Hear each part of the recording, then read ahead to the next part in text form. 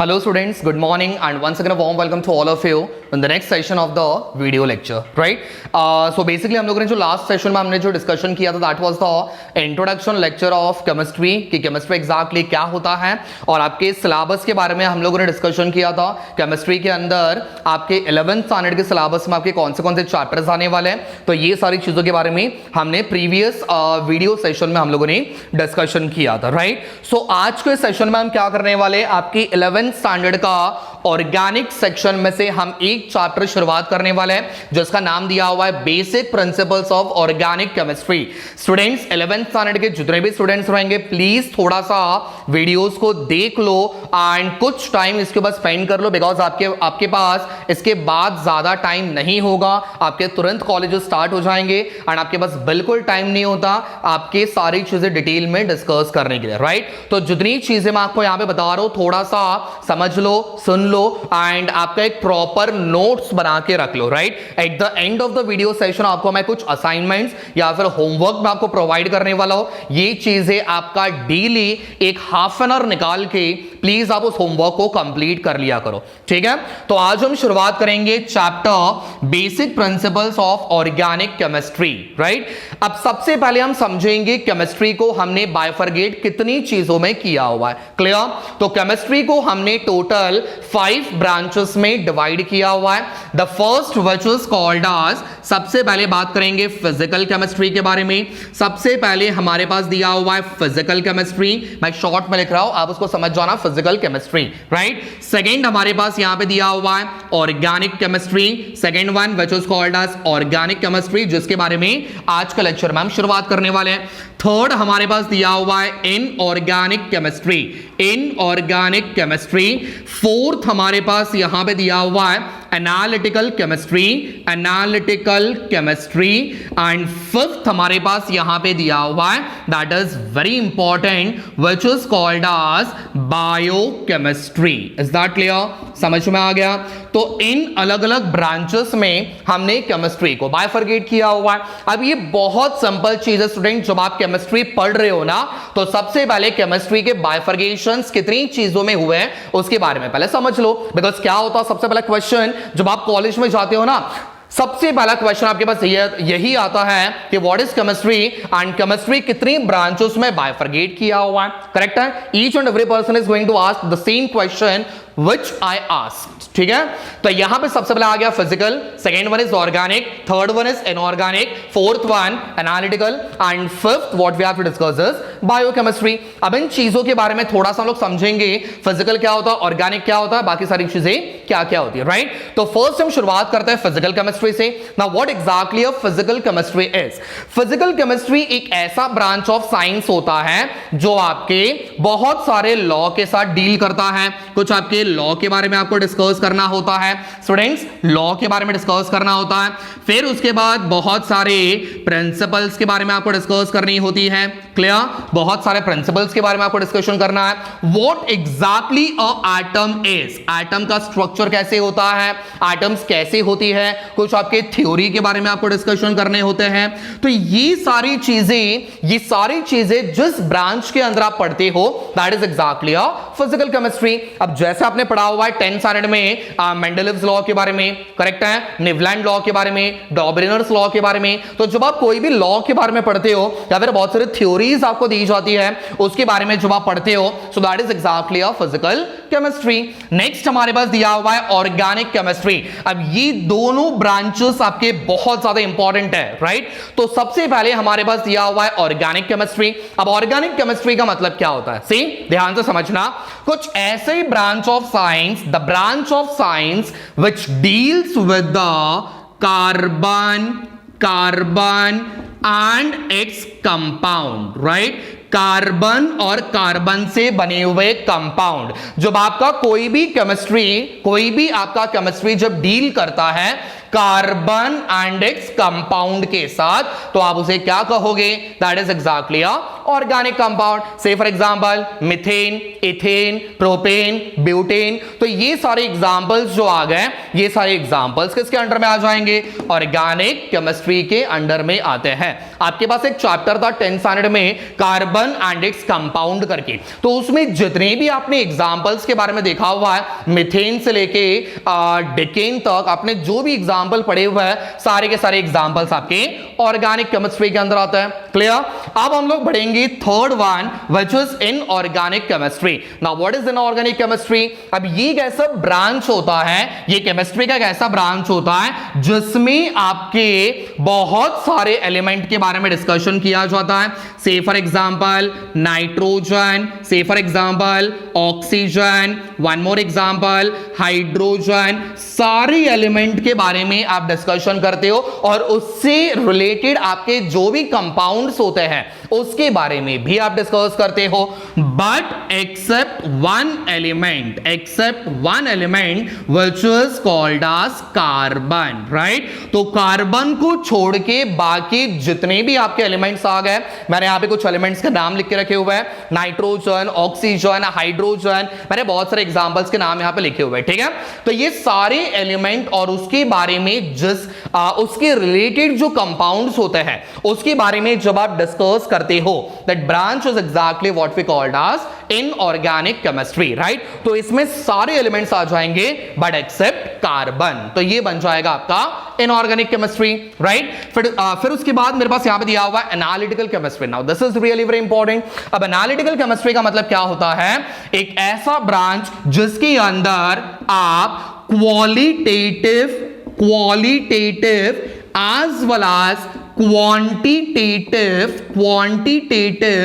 Analysis के बारे में डिस्कशन करते हो, right? Quantitative as well as qualitative analysis के बारे में डिस्कशन करते हो। मतलब आपका प्यूरिफिकेशन कैसे होगा, डिस्टिलेशन कैसे होगा, फ्रैक्शनल डिस्टिलेशन कैसे होता है, कोई भी कंपाउंड का अगर मुझे प्यूरिफिकेशन करना है, तो ये सारी चीजें जिस ब्रांच ऑफ केमिस्ट्री में पढ़ते हो उसी चीज को आप लोग क्या बोलोगे? एनालिसिस करोगे। अब आप 10th के बाद जब आप 11th में जब आप एडमिशन लेते हो तो आपके केमिस्ट्री प्रैक्टिकल्स में ऐसे बहुत सारी चीजें होती है जिसमें आपको एनालिसिस करना होता है, आइडेंटिफाई करना होता है, राइट? तो ऐसे बहुत सारे एक्सपेरिमेंट्स आएंगे जिसमें आपको बोला जाएगा आइडेंटिफाई दिस, आइडेंटिफाई दैट। इसका मतलब आप क्या कर रहे हो स्टूडेंट्स? तो आप यहां पे एनालिसिस करते हो, right? And last but not least which is biochemistry. अब बायोकेमिस्ट्री का मतलब क्या होगा? The branch of chemistry which deals with the living organisms और the reaction which is happening in the living organisms. कुछ ऐसा रिएक्शन जो आपके बॉडी में होता है उसके बारे में जब आप स्टडी करते हो, that is exactly a biochemistry. Clear? तो यहां पे आ जाएगा the branch of chemistry which deals with the reactions in the living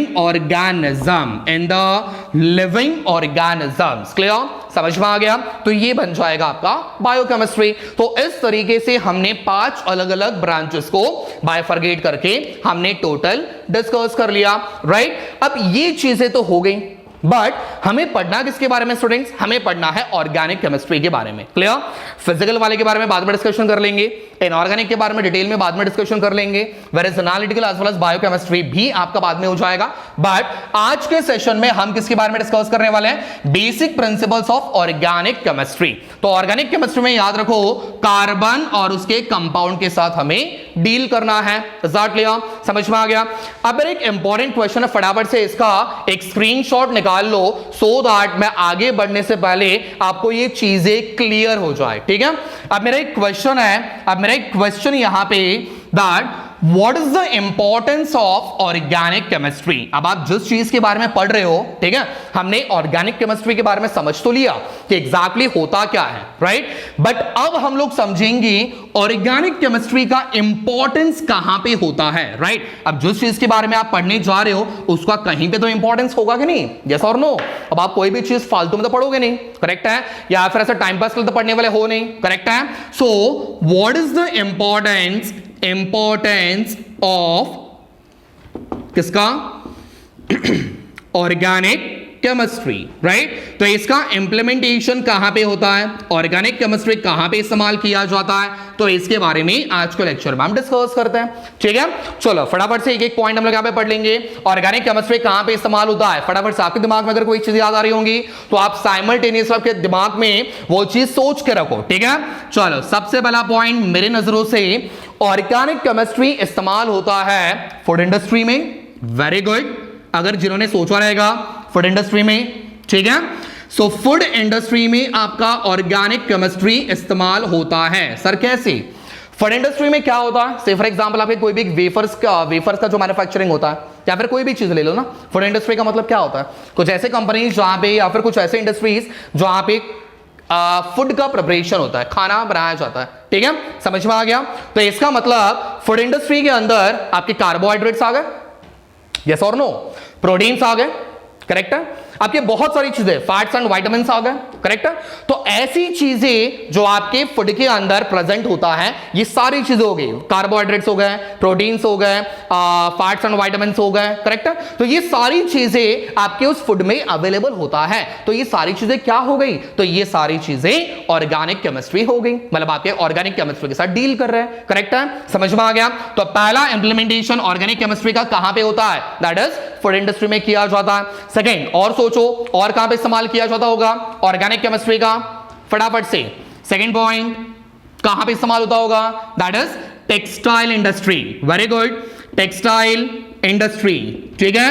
अब टेक्सटाइल इंडस्ट्री में क्या होता है स्टूडेंट्स, टेक्सटाइल में क्या बनाया जाता है, तो आपके क्लॉथ्स का मैन्युफैक्चरिंग होता है, आपके कपड़े बनाए जाते हैं। अब कपड़ों में क्या प्रेजेंट होता है स्टूडेंट्स, तो वहां पे धागा इस्तेमाल किया जाता है। अब उसमें क्या प्रेजेंट होगा, so that is nothing but a carbon. आप उसको देख नहीं सकते हो, बट आपके जो थ्रेड्स जो इस्तेमाल किए जाते हैं आपके कपड़ों को बनाने के लिए, तो उसमें भी आपका कार्बन जैसे एलिमेंट्स आपके प्रेजेंट होते होंगे। तो आपके टेक्सटाइल इंडस्ट्री में भी ऑर्गेनिक केमिस्ट्री का इंप्लीमेंटेशन होता है, करेक्ट है। और सोचो और कौन सा इस्तेमाल, और कहां पे इस्तेमाल किया जाता होगा, वेरी गुड, सबसे ज्यादा importance pharmaceutical industries, very good, ठीक है।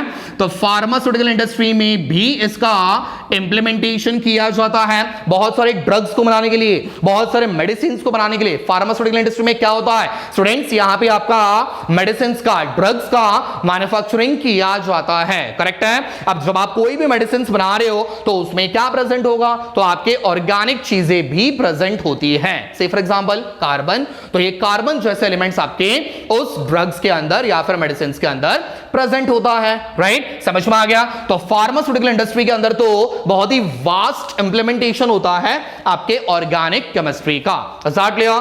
चलो फटाफट से और दो हम लोग डिस्कस कर लेंगे, तीन तो हो गए, फोर्थ वन सर कौन सा होगा, फटाफट से बताना, आपके दिमाग में आ रहा होगा तो प्लीज आप कमेंट सेक्शन में आप मेंशन कर देना। सो यहां पे आ जाएगा रबर इंडस्ट्री, फटाफट से रबर इंडस्ट्री, वेरी गुड। अब रबर इंडस्ट्री का मतलब क्या हो गया, कौन सी इंडस्ट्रीज आ गई, जहां पे आपका रबर का मैन्युफैक्चरिंग होता होगा, करेक्ट है। जैसे आपके टायर्स बनाने के लिए किसका इस्तेमाल किया जाता है स्टूडेंट्स, रबर का इस्तेमाल किया जाता है। बहुत सारी जगहों पे आप लोग जो स्लीपर्स पहनते हो, राइट, आप लोग जो शूज पहनते हो, उसमें भी किसका प्रेजेंट है, उसमें भी किसका प्रेजेंस होता है, सो रबर का प्रेजेंस होता है, राइट। सो रबर इंडस्ट्री में भी आपका इंप्लीमेंटेशन किसका किया जाता है स्टूडेंट्स, ऑर्गेनिक केमिस्ट्री का प्रेजेंस होता है, राइट। एंड लास्ट वन फटाफट से, ऐसे तो बहुत सारे इंपॉर्टेंस है इसकी, बट यहां पे मैं आपको सिर्फ 5 डिस्कस कर रहा हूं, प्लस आपका एक असाइनमेंट होगा। आपको जितनी चीजें आपको याद आ रही है उतनी चीजें आप लोगों ने लिख के आप उसको कमेंट सेक्शन में मेंशन कर सकते हो, या फिर आप उसका पिक निकाल के आप पर्सनल नंबर पे व्हाट्सएप भी कर सकते हो, राइट। तो ये आपका आज का होमवर्क है, साइमल्टेनियसली याद भी रखते जाओ। तो पांचवा और कहां पे इस्तेमाल होगा, फिफ्थ वन फटाफट से, एक और चीज मेरे दिमाग में तो आ गया, कहां पे इस्तेमाल किया जाता होगा, वेरी गुड, अरे आपके घर के अंदर इस्तेमाल होता है, पेंट कहां पे बनता है, पेंट इंडस्ट्रीज में बनाया जाएगा, करेक्ट है। तो पेंट इंडस्ट्री के अंदर भी आपका ऑर्गेनिक केमिस्ट्री का इस्तेमाल इंप्लीमेंटेशन किया जाता है, करेक्ट है। आपके घर के दीवारों पे जो पेंट लगाया हुआ है, या फिर आपके गाड़ी के ऊपर जो टेफ्लॉन कोटिंग किया जाता है, या फिर जो पेंट अप्लाई किया जाता है, वो सारी चीजों में क्या प्रेजेंट होता होगा, ऑर्गेनिक केमिस्ट्री प्रेजेंट होता होगा। अब आजकल तो बहुत नए नए पेंट्स आ गए, आपके दीवारों पे लगा लो, एक बार लगा लो, उसको पूरा घर को पानी से धुला दो, फिर भी आपका पेंट निकलने वाला नहीं है। करेक्ट है? तो उसके अंदर कौन सी चीजें इंप्लीमेंट की जाती है? ऑर्गेनिक कंपाउंड आपका इंप्लीमेंट किया जाता है। So this are the importance of organic chemistry. तो आई होप आप लोगों को इसके इंपॉर्टेंस समझ में आ गए होंगे। हम ज्यादा टॉपिक्स को एक्सटेंड नहीं करेंगे, हम ज्यादा लेक्चर्स यहां पे प्रोवाइड नहीं कर रहे बिकॉज आपका वेकेशंस है। आप थोड़े बहुत लेक्चर्स आप देखा करो, ज्यादा वास्ट नहीं होगा, 15 to 20 मिनट्स मैक्सिमम आपका एक वीडियो बन रहा है। हाँ, बट उसमें मैंने जो असाइनमेंट बोला हुआ है, आज का असाइनमेंट क्या होगा, मैंने यहाँ पे इंपॉर्टेंस ऑफ ऑर्गेनिक केमिस्ट्री के 5 इंप्लीमेंटेशन मैंने आपको लिखवा के दिए हुए हैं। मतलब ऑर्गेनिक केमिस्ट्री कहां कहां पे इस्तेमाल होता है, मैंने आपको 5 यहां पे लिख के दिए हुए हैं। आप और 5 आप लोगों ने एडिशनल टू दिस, ठीक है, ये 5 तो हो गए, इसके अलावा 5 आप लोगों ने सोचना है और आपने सोच के कमेंट सेक्शन में मेंशन कर दो कि सर आपका ऑर्गेनिक केमिस्ट्री यहां यहां चीजों में इंप्लीमेंट किया जाता है। ठीक है, नेक्स्ट वीडियो से हम एकदम प्रॉपर इंपॉर्टेंट टॉपिक्स के ऊपर जाने वाले हैं। ये तो आपका इंट्रो था इस चैप्टर का, ठीक है, कहां पे इंप्लीमेंटेशन होता है और ऑर्गेनिक केमिस्ट्री क्या होता है। लेटर ऑन हम कल के लेक्चर से नेक्स्ट वाले वीडियो सेशन में हम एकदम डिटेल में इंपॉर्टेंट टॉपिक्स के बारे में डिस्कशन करने वाले हैं। ज्यादा वीडियो लेंथ नहीं होगा, 15-20 minutes, right? So stay tune for the next video. Thank you so much.